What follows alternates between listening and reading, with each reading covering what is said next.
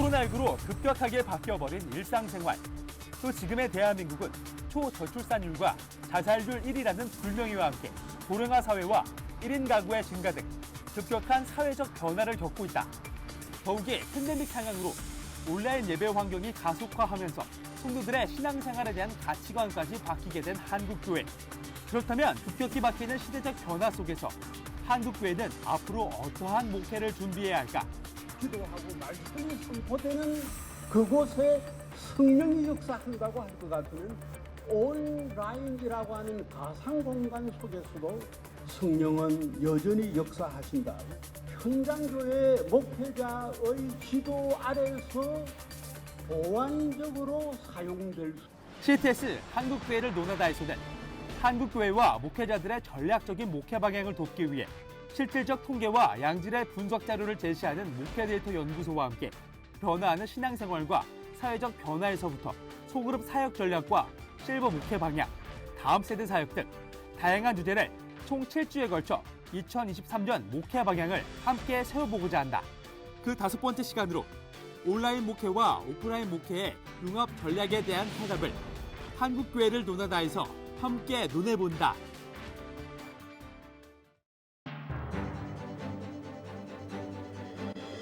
안녕하십니까. 한국교회를 논하다 진행을 맡은 박찬호 교수입니다. 2023년 목회교육에 도움을 제시하는 한국교회를 위한 7대 과제 2023 목회 무엇을 준비해야 하나 시간을 7주간에 이어 함께 하고 있는데요. 오늘은 5번째 시간으로 온라인 목회와 오프라인 목회의 융합 전략이라는 주제를 준비했습니다. 코로나19 이후 목회 사역의 가장 큰 변화라면 비대면 예배로 인한 온라인 사역이 더욱 확대되었다는 것일 텐데요. 예배와 교제, 기도회와 성경 공부까지 이제는 온라인과 오프라인이 공존해야 하는 목회 사역을 부정할 수는 없게 되었습니다. 코로나19 팬데믹으로 교회들마다 더욱 집중된 온라인 목회와 기존의 오프라인 목회를 어떻게 융합할 수 있을지 함께 이야기를 나눠보고자 합니다. 오늘 함께해 주실 출연자들을 소개하겠습니다. 한주교회 담임 목사이시고 예장합동 교회자립개발원 교육팀장이신 김태훈 목사님 나오셨습니다. 예, 반갑습니다. 소망교회 온라인 사역실장이자 장로회 신학대학교 개건교수이신 조성실 목사님 나오셨습니다. 네, 반갑습니다. 반갑습니다. 그리고 목회데이터 연구소와 GN컴 리서치의 지용건 대표님 나오셨습니다. 네, 안녕하세요. 반갑습니다. 온라인 목회와 오프라인 목회의 융합 전략에 대해 오늘 세 분께서 나눠주시는 분석 자료와 연구 자료들을 토대로 목회자 여러분들과 교회 리더들께서 2023년 목회 방향을 계획하는 데 큰 도움이 되었으면 합니다. 코로나19 이후 비대면을 통한 디지털 시대로 급변하게 되면서 한국 교회의 가장 큰 변화는 단연코 온라인 예배가 더욱 확장되었다는 것인데요. 코로나19 이후 확장된 한국 교회 내 온라인 예배와 교제의 변화에 대해 성도들의 인식은 어떠하였는지 지용근 대표님께서 전해주시면 감사하겠습니다. 네, 2020년 1월에 코로나가 들어오면서 정말 급작스럽게 이제 우리가 현장 예배를 못하게 되는 셧다운 되는 경우도 있고, 그렇지만 또 소형교회에서는 또 어쩔 수 없이 현장 예배를 계속해야 되고, 이런 상황에서 전국적으로 이제 온라인에 대한 인식이 확 오를 수밖에 없었는데요. 저희 연구소에서 2020년부터 올해까지 계속 해마다 이 온라인에 대한 그런 여론조사를 했어요. 그 데이터를 잠깐 좀 말씀드리면 주일 성수에 대한 의견을 개신교인들한테 물었습니다. 그랬더니 2020년 4월달에 이제 한참 막 그럴 때였죠. 그때 온라인 예배나 또는 가정 예배로도 주일 예배를 대체할 수 있다. 이 비율이 55%였어요. 그러니까 정말 이 당시에 깜짝 놀랐죠. 이렇게 요 몇 개월 사이에 이렇게 온라인 인식이 높아졌구나. 근데 이제 이 인식이 쭉쭉 이제 오르다가 올해 4월 달은 이제 사회적 거리두기가 이제 막 해제되고 나서 직후에 조사한 거거든요. 작년에는 이게 한 66%까지 올랐다. 이제 올해는 약간 떨어져서 61% 정도 되고 있습니다. 그러니까 2020년 처음보다는 55%한 61% 정도 올랐으니까 전국의 교회 그 개신교인들 중에서 이제 온라인 예배로도 드릴 수 있다. 주일 예배를 교회 안 가고 60% 정도 나오고. 네, 그게 한 60% 정도 그렇게 보고 있고요. 네, 그다음에 또 하나 실제로 이제 교인들한테 지난 주일날 예배를 어떻게 드렸습니까? 이렇게 물었더니 전체가 다 현장 예배가 아니란 말이에요. 그 현장 예배 드린 비율이 57% 정도밖에 안 돼요. 그러니까 이때도 몇 달이죠? 올해 4월 달입니다. 4월 그러니까 달. 사회적 예. 거리두기 바로 직후입니다. 바로 직후에. 이제 어느 정도 분위기가 됐고 이제 다 나오세요라고 했음에도 불구하고 57% 정도밖에 지금 못 나오고 있고 실제로 온라인 예배 드리는 비율이 지금 출석하는 교회 온라인 예배 드리는 비율 27% 정도니까 한 지금 현재로 보면 한 25에서 30% 정도. 그러니까 전체 개신교회 중에서 한 5명 중에 1명 이상은 온라인 예배를 드리고 있다. 이렇게 보시면 될 것 같고요. 그리고 이제 이런 질문도 해봤습니다. 온라인 예배자들, 그러니까 지난주에 온라인 예배 드리는 사람들한테 만약에 교회에서 온라인 예배 드리는 사람, 교회 출석을 독려하기 위해서 온라인 예배를 끊으면 어떻게 하실래요? 이렇게 물었더니 그러면 난 교회 갈게. 이런 분들이 다는 아니고 57%에 불과했어요. 나머지 43%는 그런 온라인 예배 드리는 다른 교회를 갈래. 아니면 온라인 예배 하여튼 그 교회는 안 가겠다. 이렇게 생각하시는 분들이 40%가 넘었습니다. 네, 그리고 실제로는 이제 저희가 이번에 그 한국교회 트렌드 책을 냈지 않습니까? 그 책에도 저희가 그 명기를 했는데 이 플로팅 크리스찬이라고 그래서 그러니까 예배를 현장 예배를 안 가고 온라인 상에서 이게 왔다 갔다 하는 이런 분들이 전체 한국교회 한 30%가 좀 넘어요. 이런 분들이. 그래서 그 데이터인데 이거는 보면 지난 한 달 동안에 본인 교회 말고 다른 교회 온라인 예배 드린 비율이 50%가 넘고 있습니다. 한 달 사이에. 네. 그리고 또 그런 몇 개 교회를 봤습니까? 자기 교회 말고 그게 2개 이상 되는 교회가 한 56% 정도 이렇게 좀 높게 나오고 있습니다. 그 정도로 이제 온라인이 많이 확산돼 있고 일반화돼 있다 그런 얘기고 실제로 이걸 또 한번 물어봤어요. 그러면 지금 알게 모르게 온라인 신앙생활을 하고 있는데 온라인 신앙생활 하니까 어떠세요? 그러니까 긍정적이다, 난 긍정적이야, 난 부정적이야 이렇게 했을 때 부정적이라는 응답이 한 16% 정도밖에 안 되고 근데 긍정적이야 이게 한 42%까지 올라가 있습니다. 확실히 지금 한국 교회 전체적으로는 성도들 사이에서 온라인 인식이 좀 많이 올라와 있는 상태라고 볼 수 있습니다. 이런 어떤 조사 결과에 대해서 어떻게 평가할 수 있을지 김태우 목사님. 지금 코로나가 이제 누그러지면서 현장을 다시 되살리려고 하는 우리 목회자들이 들으면 좀 실망스러운 결과가 아닐까. 대부분 원했던 결과는 정말 이제는 온라인 안 된다. 현장으로만 가야 된다. 이런 소리들을 다들 듣고 싶었을 것입니다. 그래서 정말 많은 목회자들이요. 현장에서는 이 현장을 다시 살려야 된다라고 하는 가장 주된 것은 어떤 온라인의 편의주의에 대한 경계가 아닐까. 근데 저는 그 데이터를 보면서 이런 생각을 했어요. 드디어 소통의 환경이 변화되었고 그 환경 속에서 이제 복음이 소통되는 일들이 시작되고 있구나. 실제로 우리가 코로나 이전부터 대부분의 우리의 삶이 온라인 상에서 이루어지고 있었거든요. 사회, 문화, 교육, 심지어 경제. 근데 그 중에 유일하게 신앙만 온라인에서 소통되는 부분들이 없었다는 거죠. 대부분 우리 신앙의 모든 목회의 전략이나 목회의 모습은 오프라인, 현장에 최적화되었다는 거죠. 그걸 여실히 알 수 있는 게 온라인으로만 할 수 있는 상황이 딱 되니까 모든 기능이 멈췄다는 거예요. 그 정도로 세상은 이미 온라인에서 전반적인 활동을 하고 있었는데 근데 우리는 그런 부분들을 전혀 준비하지 못했다. 그리고 억지로라도 시도를 해봤는데 그것이 소통이 되더라는 거예요. 그래서 저는 우리가 또 다른 복음 소통의 기회를 얻은 것은 아닐까. 예를 들어서 바울이 격리가 당했을 때 지면이라는 소통의 이 공간을 통해 복음을 전할 수 있는 새로운 기회가 됐듯이 저는 이 코로나 기회를 통해서 온라인이라는 새로운 영역을 우리가 좀 얻게 되는 기회가 되지 않았을까 이런 생각을 해봅니다. 지금은 온라인과 오프라인 예배가 함께 공존해야 되는 그런 상황이 되었습니다. 현재 교회들마다 온라인 사역과 오프라인 사역이 어떻게 운영되어지고 있고 어떤 환경들을 가지고 있는지 조사 결과에서 한번 나눠주시면 좋겠습니다. 기용근 대표님. 지금 실태만 좀 잠깐 말씀드리면요. 전체 한국교회 전체 중에서 이거 이제 목회자들한테 물어본 거예요. 우리 교회는 지금 현장 예배하고 온라인 예배를 같이 드리고 있어 실시간으로.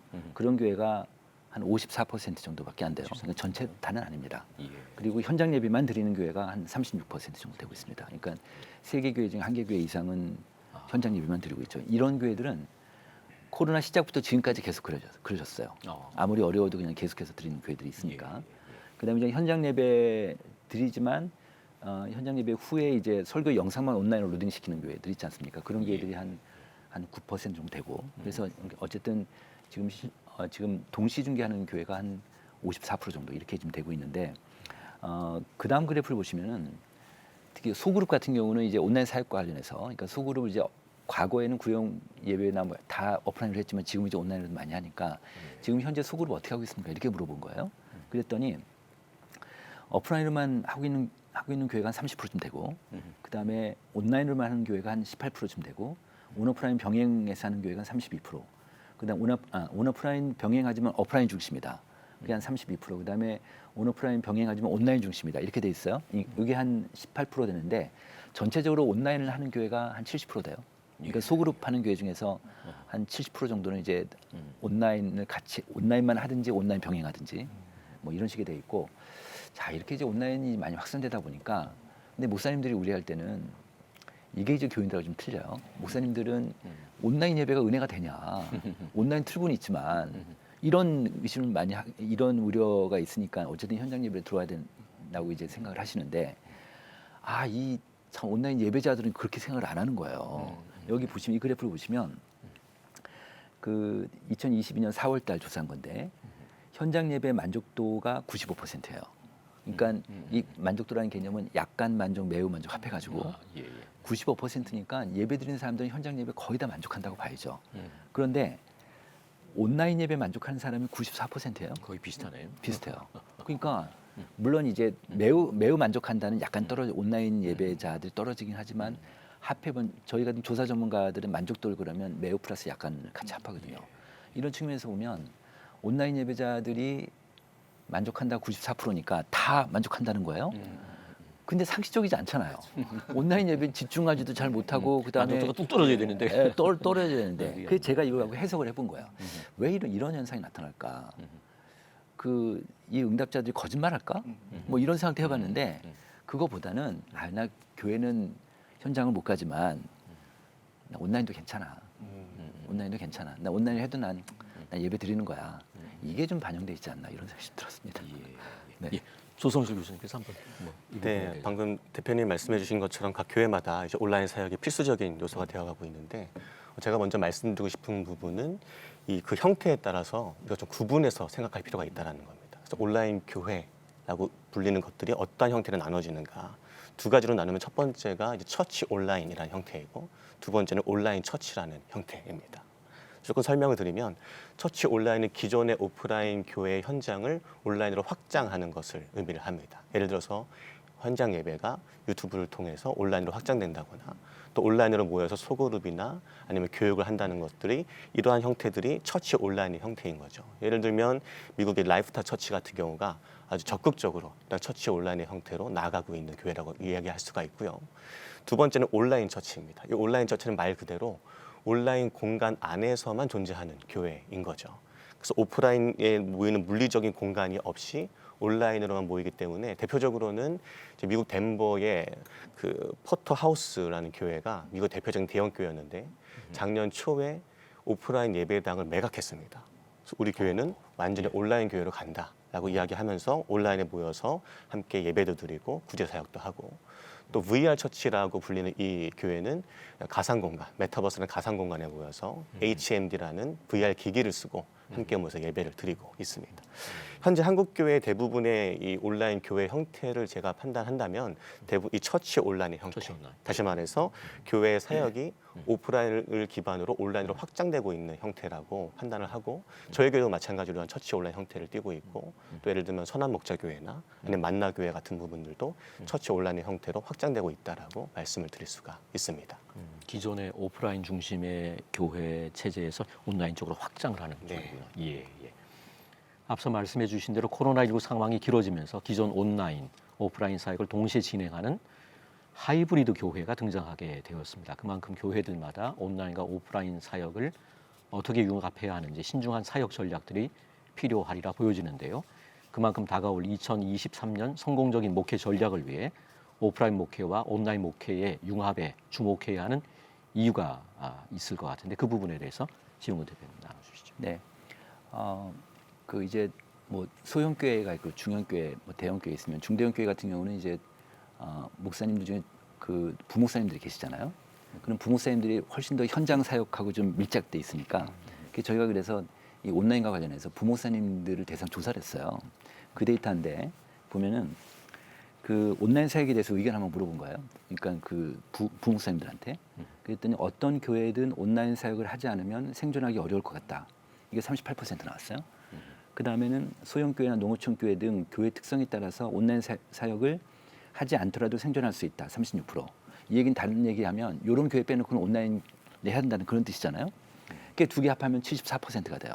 그러니까 다시 얘기하면 아주 소형교회나 농어촌 교회 몇몇 교회를 빼놓고는 온라인 사역하지 않으면 생존할 수 없다라는 인식이 부목사들한테 있는 거죠. 말하자면 그 정도로 이제 온라인 앞으로는 그 지금 현재 시대 트렌드가 계속 이렇게 바뀌기 때문에 온라인 중심으로 가고 있고, 그러니까 우리 사회 환경 자체가 다 그렇게 가고 있으니까 이걸 교회가 안 따라갈 수가 없습니다. 특별히 이제 2030 MZ 세대 같은 경우는 이 사람들을 제 아들이 32인데 아들하고 얘기하다 보면요, 아들이 물건 하나 사요. 그러면은 온라인에서 다 검색을 해요. 이 친구가 다 검색을 해서 보고 나서 오프라인 가서 물건을 사요. 그리고 또 오프라인에서 물건 사서 갖고 와서 또 온라인에서 나눠요. 그런데 우리 세대만 하고 이건 온라인이야, 이건 오프라인이야, 다 구분이 돼 있어요. 그죠? 네, 이건 온라인이야, 이거 오프라인이야. 그러니까 우리 목사님들 입장에서도 온라인 예배를 해 말어 이런 딱 있단 말이에요. 그런데 이 친구들은 너무너무 매끄러운 거예요. 경계를 그죠? 그냥 왔다 갔다 하는 거죠. 정말 매끄러워요. 그러니까 이 친구들 사이에서는 오프라인하고 지금 우리 그 어른 세대처럼 온라인, 오프라인 개념이 없을 것 같다는 느낌이 드는 거예요. 앞으로 교회가 이렇게 할 수밖에 없겠다. 이런 생각을 해보게 됐죠. 예. 그 부분과 관련해서 김태호 목사님께서도 한번. 예, 저는 저희가 조금 더 교회가 집중해야 되는 이유는 그냥 간단하다고 생각합니다. 왜냐하면 복음을 증거해야 되고 영혼을 구원해야 되니까. 요즘 사람들이 어디에서 소통하고 어디에 모여 있냐. 예전에는 광장, 학교에 사람들이 모여 있었거든요. 근데 지금은 대부분의 사람들이 온라인에서 소통하고 있다는 거예요. 그들이 모여 있는 장소가 거기기 때문에 비록 우리는 초막셋을 짓고 여기 머물고 싶지만 그들을 향해서 가야 한다는 거죠. 왜냐하면 그들이 거기 있으니까. 그런데 많은 우리 목회자들이 아까 말했듯이 온라인, 오프라인을 경계를 지어서 저는 그 대표적인 용어가 비대면이라는 단어인 것 같아요. 대면에 반대되는 말. 그래서 이 말이 쓰는 순간 이미 우리는 게임 끝이다. 왜냐하면 이건 안 해야 되는 거니까, 단절이니까. 근데 우리가 놓치고 있는 게 있어요. 이 온라인의 그 특성이라는 거죠. 초연결 확장될 수 있는, 시간과 공간을 초월하고 공간을 넘어설 수 있는 무한한 확장력을 저는 잃어버렸다고 생각을 해요. 영혼이 있는 그 자리에 우리는 가야 되겠기에 우리가 고민해야 되고요. 그리고 실제적으로 이걸 저희 교회에서는 좀 활용을 하고 있습니다. 온라인, 예를 들어서 회의, 그리고 어떤 소통, 교제, 그런 거는 철저하게 온라인을 하고, 근데 아직은 현장은 뜨겁게 예배하고 경험하는. 그래서 온라인과 오프라인을 병행해서 사용했을 때 보통 사람들은 온라인으로 하면 오프라인이 죽는다. 아닙니다. 온라인에서 소통한 자들이 모여서 예배를 드리고 함께 할 때 더 뜨거운 효과가 있다는 것을 저도 좀 보기는 했습니다. 예, 그만큼 온라인과 오프라인에 대한 정확한 기준을 알아야 할 것 같다는 생각도 들기도 하는데요. 또 온라인 사역을 어디까지 말할 수 있을 것인지 정의와 요즘 집중되고 있는 하이브리드 교회가 무엇인지까지 조성실 교수님께서 한번 나눠주시면 좋을 것 같습니다. 온라인 사역의 정의를 먼저 잠깐 생각을 해보면요. 아까 김태현 목사님께서 잘 지적을 해주셨는데 첫 번째는 당연히 복음이어야 합니다. 그래서 이 온라인 사역에서 어떻게 온라인에 머물러 있는 성도들, 교인들에게 우리가 복음을 전할 것인가에 대한 그 출발점이 온라인 사역에서 발현돼야 된다고 생각을 하거든요.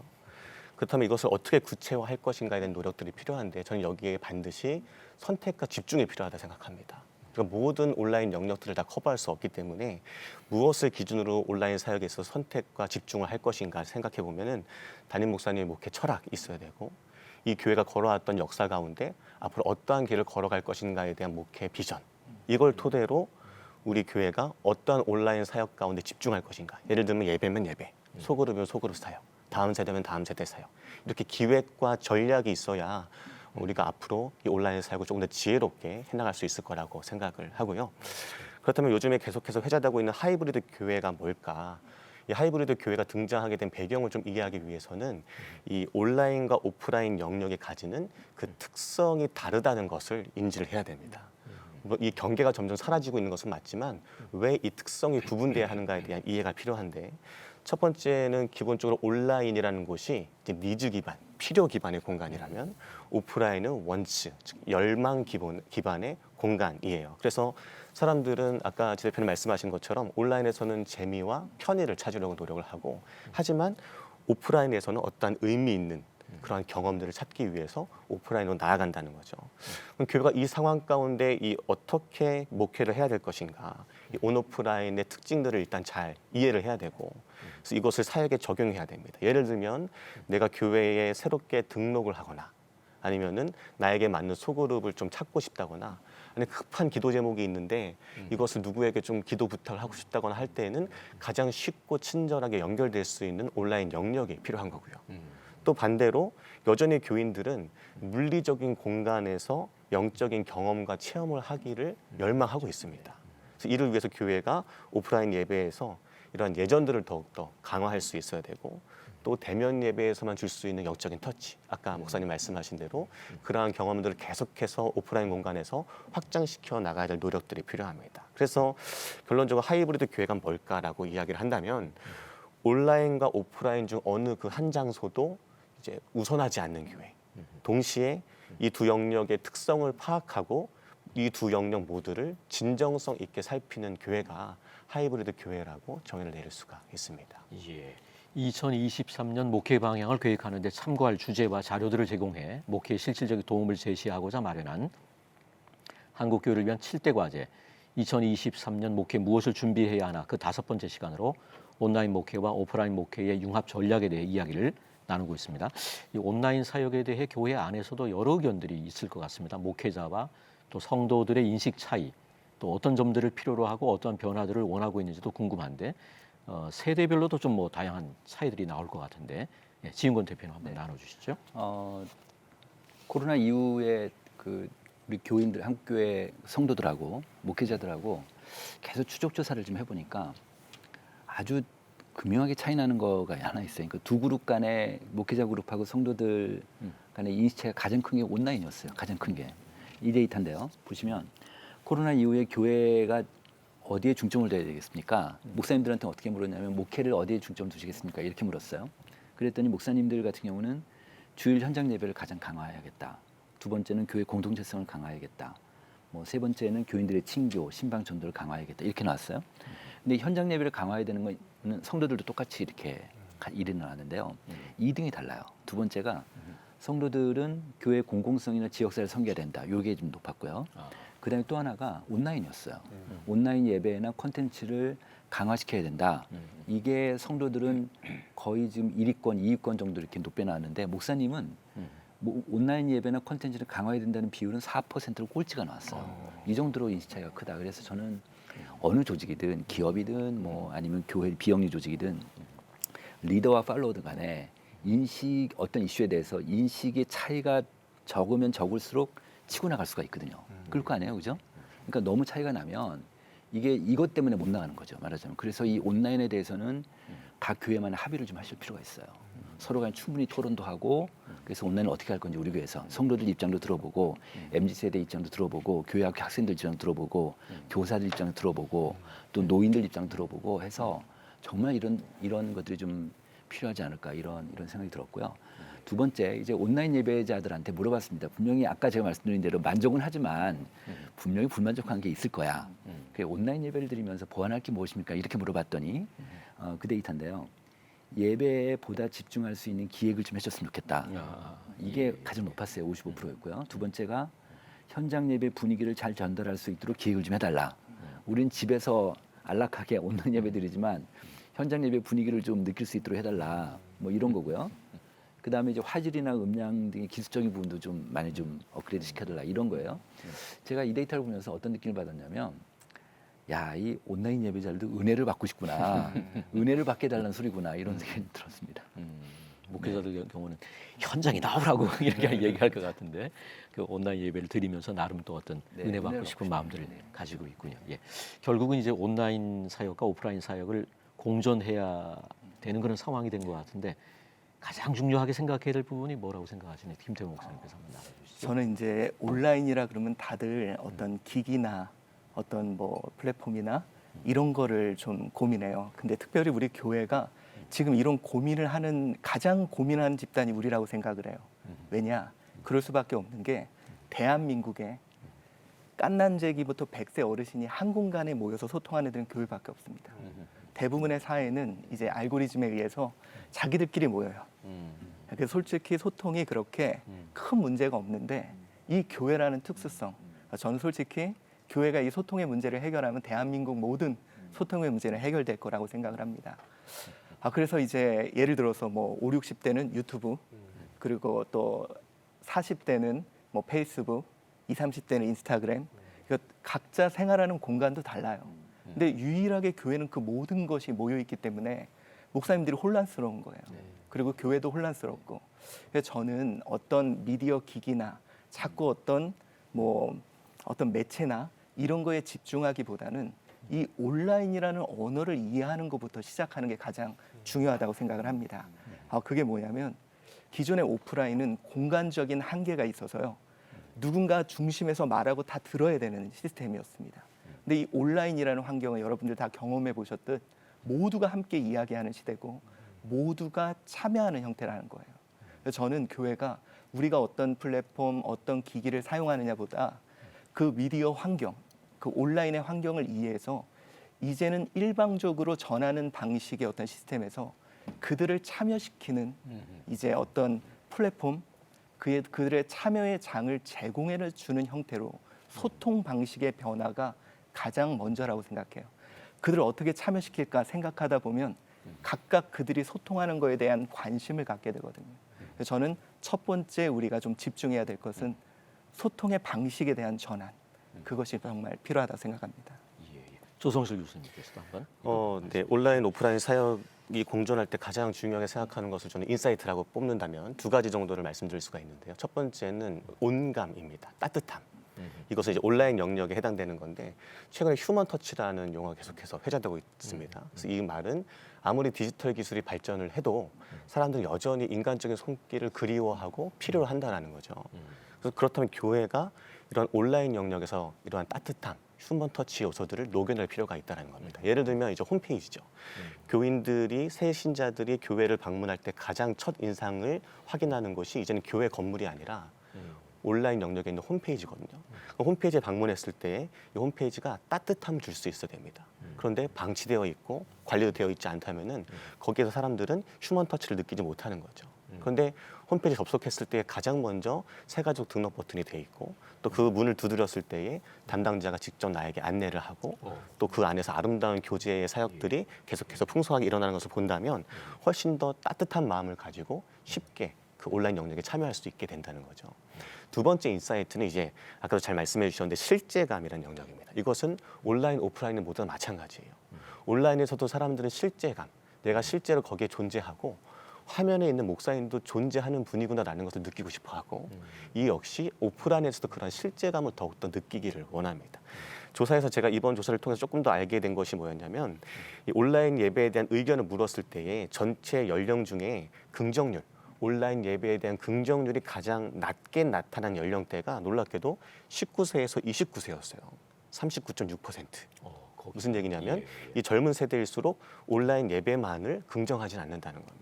또 비대면 예배를 선호한다라는 응답, 나는 비대면 예배가 좋아라는 응답이 가장 낮게 나타난 세대 역시도 19세에서 29세, 7.3%로 나타났거든요.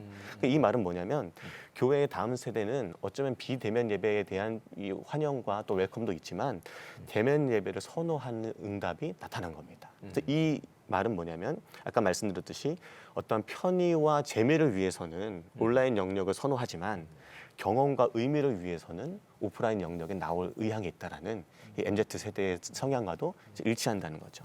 그래서 교회는 어떻게 하면 온라인 세대에 머물던 이 다음 세대가 오프라인 영역에 나올 수 있게 할 것인가. 다시 이야기하면 어떻게 하면 오프라인 영역에서 실제감을 느끼게 할 것인가에 대한 고민을 앞으로 중요하게 해야 된다고 생각을 합니다.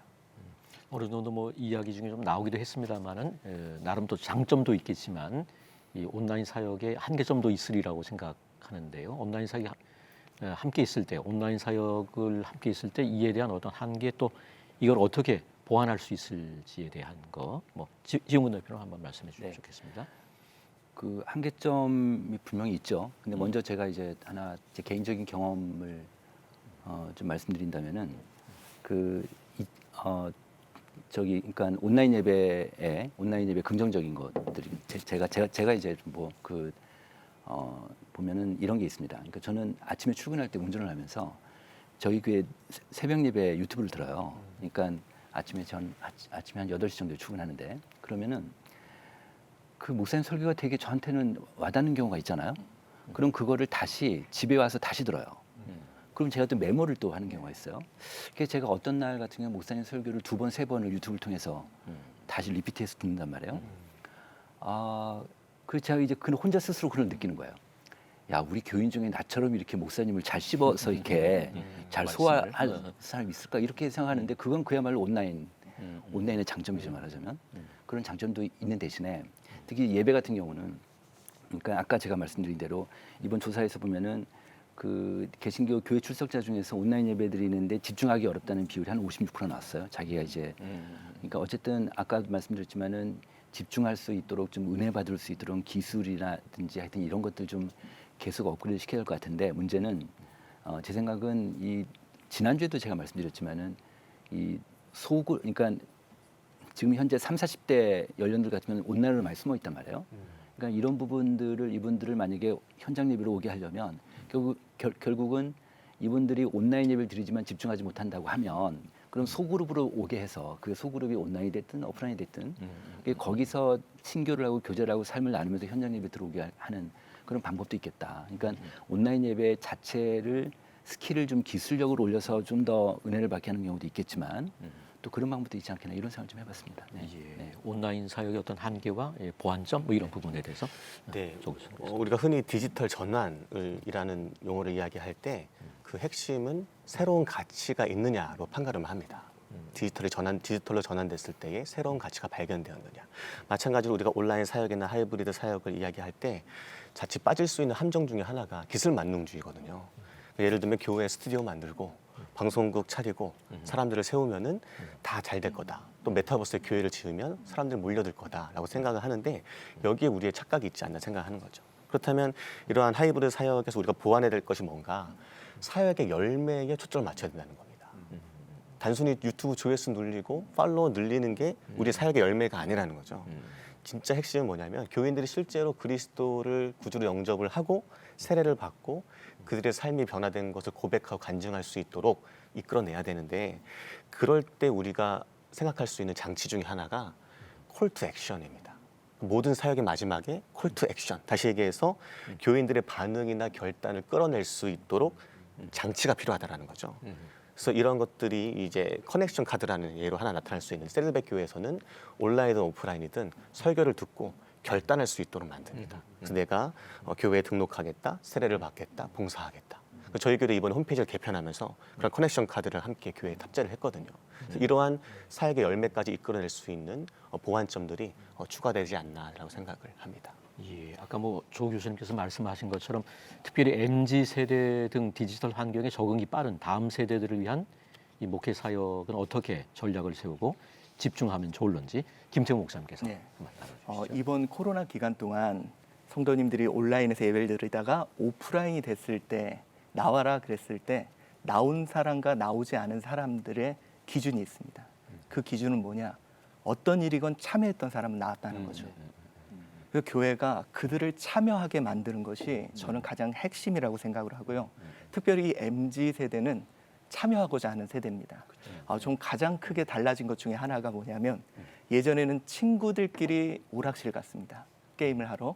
그런데 지금은 이 MZ 세대들은 디지털 기반으로 태어났고 오히려 온라인 게임에서 친구를 사귀어서 그 친구들이 만나 오프라인에서 만나는 경향들이 있다는 거죠. 그래서 저는 이제 이들의 성향이 우리는 온라인에서는 소통할 수 없고 공감할 수 없고 따뜻함을 느낄 수 없다라는 인식이 강하는데 오히려 이 MZ세대들은 그게 더 좋은 거예요. 예를 들어서 맘카페에서 자기들끼리 어떤 가치를 동의하고 그곳에서 마음이 뜨거워진다면 그들은 얼마든지 오프라인으로 뛰쳐나올 수 있는 사람들이거든요. 그래서 저는 중요한 게 이 온라인에서 뜨거움을 경험하고 공감하고 그 가치를 안다면 그들은 얼마든지 오프라인으로 뛰쳐나올 수 있다고 생각을 합니다. 그래서 저희 교회에서는 그들이 함께 할 수 있는 장을 만들어주는 그런 플랫폼들을 구성을 하고 있는데요. 그 대표적으로 이제 MZ세대들이 아까 말했듯이 예배에 참여할 수 있도록 저희는 제가 이제 설교를 할 때 그분들이 실시간으로 답글을 남깁니다. 그럼 저는 그걸 이제 읽어주면서 설교에 같이 그렇게 참여하는 방법을 설교를 쓰고요. 하시면서 댓글을 예. 그리고 예. 설교 협업팀을 만들어서 그분들이 설교부터 같이 참여하게 만들어요. 그리고 이제 전도 같은 경우도 이제 우리는 하고 그들은 당하는 형식이 아니라 지역 플랫폼을 만들고 있습니다. 그래서 지역에 가치 있는 사업을 저희 교회가 재정을 안 하고 따서 그것을 맘카페에 공유를 해요. 그럼 그 사람들이 이제 나도 이런 일에 참여하고 싶어. 그럼 저희 교회에서 만든 플랫폼들을 참여해서 그들이 함께 그런 일을 해가면서 결국은 이게 현장으로 뛰쳐나오게 되더라는 거예요. 우리 중고등부 같은 경우는 청소년 창업을 합니다. 아이들이 직접 뛰어들어서 그렇게 할 수 있도록 다양한 예. 그래서 그들이 온라인에서 공감하고 현장으로 나올 수 있도록 그런 방법들을 많이 활용하고 있습니다. 예, 예. 미국 등 해외 교회에서 배울 수 있는 좋은 사례들도 참고하면 좋을 것 같은데 한번 소개해 주시면 좋겠습니다. 네. 조 교수님께서. 최근에 미국 교회 홈페이지를 쭉 살펴보면요. 첫 페이지에 가장 눈에 띄게 나타나는 이 메뉴가 소그룹 매칭 페이지입니다. 소그룹 매칭 페이지. 내가 자발적으로 내가 원하는 소그룹의 문을 두드리고 거기에 참여할 수 있도록 그런 매칭 페이지를 만들고 있거든요. 그래서 이런 것들이 한국교회에 좀 도입됐으면 좋겠다는 생각이 있고요. 또 한 가지는 특징적인 것이 1:1 기도 버튼이 있습니다. 라이프타 처치 같은 경우에는 온라인 중계가 될 때, 예배가 중계가 될 때 1:1 기도 버튼이 있어서 이걸 누르면 언제든지 중보 기도자와 1:1 채팅창으로 넘어가서 함께 기도 제목을 나눌 수가 있고 또 그라운드 와이어에서 운영하는 지저스케어스.com이라는 사이트가 있는데 이 사이트에도 역시 제가 한번 접속을 해봤는데요. 이름이랑 대화 주제만 입력을 하면 한 15초, 20초 내에 365일 24시간 대기하는 자원봉사자와 매칭이 됩니다. 내 고민을 이야기하고 중보기도를 나누는데 중요한 건 마지막에 이들이 복음을 전하고 또 영접할 수 있도록 안내를 해줘요. 그래서 2020년 한 해에만 이 사이트를 통해서 19만 2천 명이 예수를 영접했다는 통계들이 있습니다. 그래서 이런 것도 우리가 좀 본받을 수 있지 않을까 생각을 해봅니다. 예. 소셜 미디어 또한 또 하나의 사역 현장이 되기도 하는데요. 이를 잘 활용하면 유익할 것 같습니다. 어떤 방법들을 활용하면 좋을지 한번 김태우 목사님께서 전해주시면 좋을 것 같습니다. 예, 소셜 미디어라는 게 온라인이라는 공간 속에 이제 서로 참여하고 공유하는 형태의 그런 소통 방법이고 관계를 맺는 방법이죠. 근데 대부분의 교회가 이 소셜을 매스미디어처럼 써요. 우리가 있는 정보를 제공하는 형태. 그런데 그들을 직접 참여케 하면 이것이 정말 큰 원동력이 됩니다. 제가 모 교회에 이제 구역들을 이제 그들이 영상을 만들고 그거를 SNS에 올리는 교육을 시켰습니다. 이제는 교회가 어떤 컨텐츠를 만드는 게 아니라 성도들이 바로 그들이 직접 만들고 그걸 경쟁하듯이 이제 교회 SNS에 올려요. 그래서 구역의 이런 일들 또 누구를 만난 일들 정말 활성화가 돼서 오히려 이제 교회가 온오프라인으로 정말 뜨거워지는 그런 경험을 하게 되고요. 저희 교회 같은 경우는 이 온라인 플랫폼을 통해서 예를 들어 가정 예배 그 플랫폼을 제공합니다. 그러니까 온라인으로 제공하지만 오프라인 현장에서 가족들이 참여해서 예배를 드리고 그 인증샷을 함께 공유하는 정말 활성화가 되고 뜨겁더라고요. 한 사례만 더 이야기하자면 그 구례입니다. 거기서 목사님이 그러시더라고요. 우리는 연세가 많아서 그런 걸 활용할 수 없어. 근데 그 교회에서 장례식 때 전남구례. 장례식 때 이 그 SNS로 구글 플랫폼으로 그 분의 사진과 예배 순서를 가족들한테 쫙 보낸 거예요. 그래서 그분들이 그걸 가지고 장례 예배를 드리고 그 후에도 도시교회 서울교회에서 거기에 연결이 돼서 그 교회에서 하는 일에 참여하는 일들이 있었다는 거죠.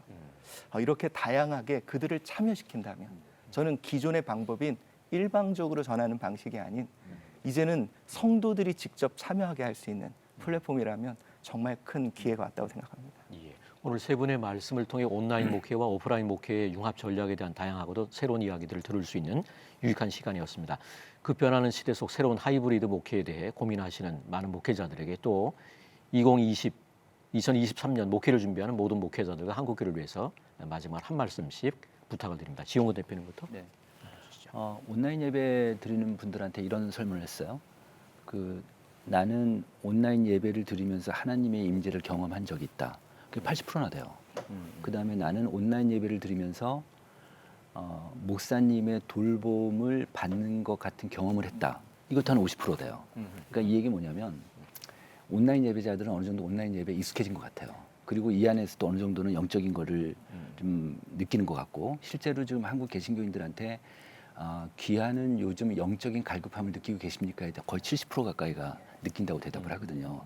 그러니까 교회에서 현장 예배는 나오진 않지만 온라인 상에서 있는 교인들이 분명히 있는데 이분들도 영적인 갈급함이 있고 이분들도 어느 정도 온라인 예배에서 지금 만족감을 갖고 있으니까, 그래서 이분들을 위해서 좀 더 케어를 하는 그런 게 되게 중요할 수 있겠다, 이제 앞으로는. 그러니까 무조건 현장 예배 오게끔 하는 전략뿐만 아니라 보완적으로 좀 그런 생각 좀 가지셔야겠다, 이런 생각 좀 해봤습니다. 네. 조 교수님께서. 네, 저는 앞으로 교회가 교인들에게 나만의 장소, 교인들을 위한 나만의 장소를 만들었으면 좋겠다라고 제안을 드리고 싶은데요. 이프 투안이라는 학자가 이제 공간과 장소를 구분해서 설명을 합니다. 그래서 공간은 스페이스고 장소는 플레이스인데, 이 장소란 뭐냐? 공간, 3차원의 물리적인 공간에 어떤 특별한 경험이 더해지면 그것이 장소가 된다는 거죠. 사람들은 이 장소를 그리워하고 장소에 가고자 하는 그러한 습성들이 있기 때문에, 내가 힘들 때 엎드려서 기도했던 그 교회의 장의자, 사람들은 장소를 기억하고, 또 온라인에서 속으로 모여서 함께 눈물 흘리면서 고백했던 그 온라인의 장소성을 기억한다는 거죠.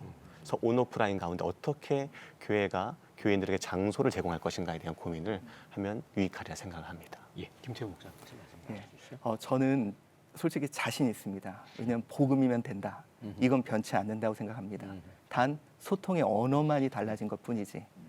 그래서 저는 지금 이 시대에 가장 소통의 언어의 어떤 핵심 모습은 성만찬이라고 생각합니다. 판을 깔고 그들이 직접 참여해서 맛보고 만지고 느끼고 경험한 복음은 절대로 잊지 않을 거예요. 그래서 저는 요즘에 이런 생각을 합니다. 기존의 방법이 안 된다. 그래서 사람들은 실망하는데 저는 오히려 잘 됐다. 새 일이 시작될 거다. 왜냐하면 우리 하나님은 복음에 대한 열정은 식지 않았고, 그리고 우리 하나님은 계속 일하시니까. 그래서 저는 많은 목회자들에게 좀 해주고 싶은 얘기가 있습니다. 해보십시오. 하나님이 일하십니다. 예, 오늘 CT에서 한국교회를 논하다에서는 한국교회를 위한 7대 과제 2023 목회 무엇을 준비해야 하나, 그 5번째 시간으로 온라인 목회와 오프라인 목회의 융합 전략에 대한 귀한 말씀들을 들어보았습니다. 코로나19 팬데믹으로 한국교회가 위기를 맞았다고 하지만 오프라인 사역에서 온라인 사역이라고 하는 새로운 기회가 주어진 만큼 이 위기를 기회로 삼아 더욱 지혜롭게 목회 전략들을 세워갈 수 있었으면 좋겠습니다. 무엇보다 교회 본질인 예수님의 사랑과 복음을 전하는데 더욱 아름답게 쓰임받는 2023년 목회가 될 수 있기를 바라며 오늘 이 시간 많은 분들께 도움이 되셨기를 기대합니다. 다음 주 6번째 시간은 노인 목회에 대한 새로운 전략이라는 주제로 찾아뵙겠습니다. 한국교회를 논하다 오늘 순서 여기서 마칩니다. 시청해 주신 여러분 고맙습니다.